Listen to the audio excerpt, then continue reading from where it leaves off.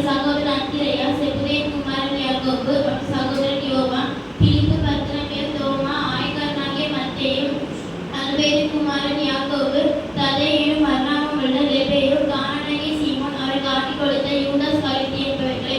இந்த 12 பேரையும் இயேசு அனுப்புகையில் அவர்கள் கட்டளையிட்டு சொன்னது என்னவென்றால், நீங்கள் புறஜாதிய நாடுகளுக்கு போகாமலும் சாப்பாட்டு படைப்புக்குள் பிரவேசியாமலும் காணாமல் போக ஆடுகள் ஆகிய இஸ்ரவேல் இனத்திற்கு போங்கள். போகையில் பரலோக ராஜ்யம் சமீபத்தில் என்று பிரசங்கியுங்கள்.